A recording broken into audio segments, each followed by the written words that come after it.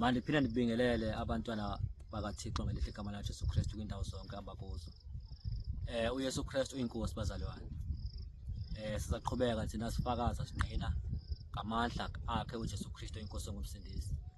Apha ekhaya labafundi bangcwele eliyilibeleyo leviki idlulileyo celebrate nje izinto ezingamaholide. Uyazi into eyenzakalayo ndide ndilibale noba ngolesingaphi, ndilibale noba inyanga iyaphela because izinto endingazenza nto ezo. And into eyenzakalayo andina stress santo, andikhumbuli imisebenzi futhi. And futhi imali ndizibona kungekho wasidingo sayo ngoba ndisenza nto. uNkulunkulu uyasondla kakhulu bazalwana ngelihle igama la Jesu Kristu. Akho nto sisicelebrateayo, akukho sinamaholide, asinantoni. Sizikhonzela inkosi nje insuku zonke. Nangezi insuku abantu bazithi ngolday benzani, sikhonza inkosi thina nje asizinaka ngezo nto ezo. Kumnandi kakhulu bazalwana ekhaya. Indawo esinikwe nguNkulunkulu ngegama la Jesu Kristu inkosi yethu. Amen. Ndinibulise ke bazalwana ngelihle igama la Jesu. Igama lami ke ndinguLuvuyo okwamathandabuzo ikhali selisikisiki eEastern Cape. Ndicela uqala ndibize inamba bazalwana yalapha ekhaya labafundi bakaJesu Kristu eka WhatsApp.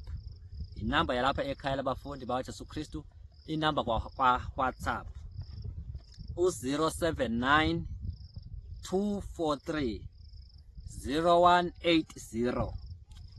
Ndiphinde futhi 079 243 0180. 079 243 0180. Namba yalapha ekhaya labafundi ngaWhatsApp ke bazalwane. Ngoku nalizothetha njena into emfutshane kakhulu bangcwele ngokuncedwa nje inkosi. Into yokubana phezulu ezulwini akho umuntu phayana uzothi nomzi wakhe. Akho umuntu phayana uzothi ndinabantwana bam. Akho umuntu phayana uzobe busy sithi ndisaye empangelweni, ndisaye ezikolweni. Ayikho onto ezulwini bazalwane. So uthilo phaya uJesu Kristu efundisa abafundi bakhe becela bafundise ukuthandaza. Into yokubana apha emthandazweni bafundisa uJesu Kristu kuMateyu chapter 6 verse 10. Uthi phayana makwenziwe ukuthanda kwakho emhlabeni njengasezulwini. Yayiva ne? So silapha emhlabeni kufuneka senze intando yasezulwini. Silapha emhlabeni senze intando yasezulwini. Siphi? Silapha emhlabeni. So ezulwini awuvuke kuseni usithi uyophangela pha. Naxa uyifunda iBhayibheli igqiba yonke, awusozofikelela lapho uJesu Kristu ukuthi uJesu Kristu uzevuka empangelweni. Awusoze ufumane indawo apha uJesu Kristu besaphila enyameni. Ayikho indawo etshoyo uJesu Kristu uzehambe efaka iCV. Ayikho indawo ethi uJesu Kristu uzehambe enexhala buzotyana. Ayikho into etshoyo eBhayibhelini. So le nkosi kuJesu Kristu siyilandelayo sihamba ngayo bazalwane. Njengoba kuthiwa masenze intando yasezulwini silapha emhlabeni. Ezulwini apho kwenziwayo usuku nosuku udunyisa uJesu Kristu babazwa amandla akhe kuthiwa uyingcwele Yehova Thixo Somandla. Yilento bekusuppose basiyenza silapha emhlabeni.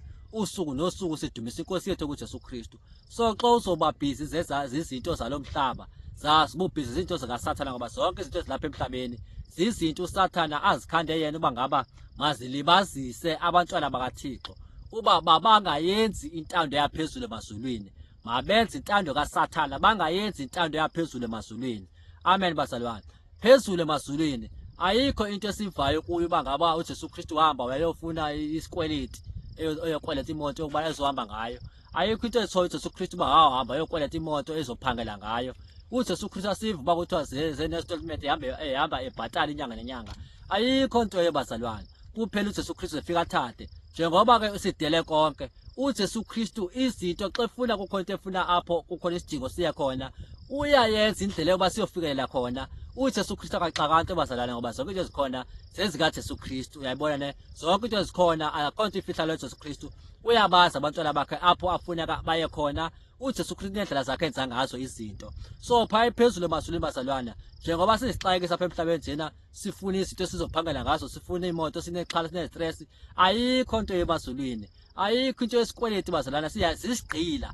uJesu Kristu ikho nto eshoyo uPawulos phaa kwincwadi uPawulos athi masibe zizigqila zikaJesu Kristu, nothi singabe zizigqila zabantu. Uyayiva ne? So xa uphansi komuntu zazi busisigqila somuntu, awusisigqila sikaJesu Kristu. So xa usesikweletini zazi busisigqila sesikweleti, siyakugqilaza, siyakuhlukumeza.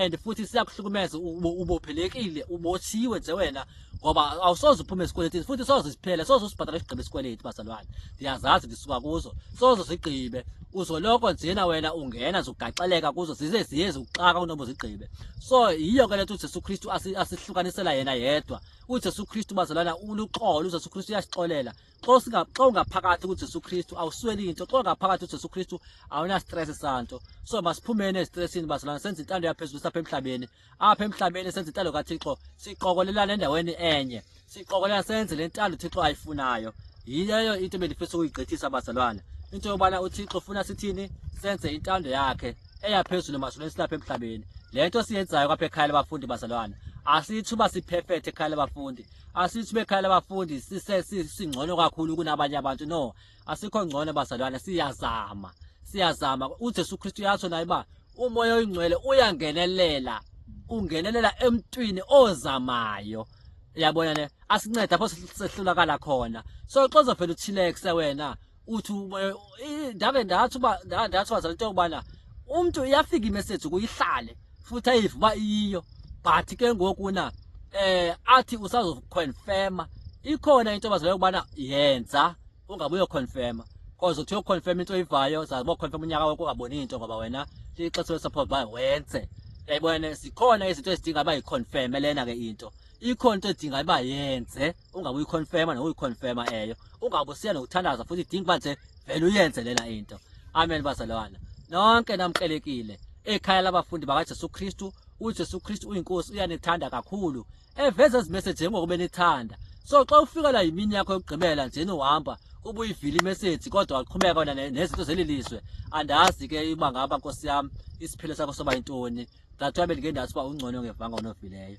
uJesu Kristu uyinkosi uyanithanda kakhulu kumnandi ekhaya labafundi bakaJesu Kristu njengoba nibona nje lapha emva kwami bazalwana kutshaliwe kumnandi nazi izitshalo nezibona nazi nje yonke le ndawo bazalwana kutshaliwe kumnandi siyatshe nje inkosi yasondla nanza zinapha ezantsi imithi nje yeziqhamo ifruits zonke nje izinto zimnandi bazazikhona yonke indawo lapha ezantsi naba abantwana bakaThixo apha ezantsi nje bakhonza uJesu Kristu kumnandi nje bazalwana sikhonza uJesu Kristu sona sikonwatshiwe nje asina stress asihlukumeze nganto akho kwanto nje bazalwana sithi sishoda ngayo asiswelento bazalwana kumnandi ekhaya uYesu Kristu uyinkosi ndifakaza sendingqina ngamandla asegameni laJesu Kristu Nkosi yethu ngumsindisi inkosi nisikelele abangcwele ngelithi igama likaJesu amen.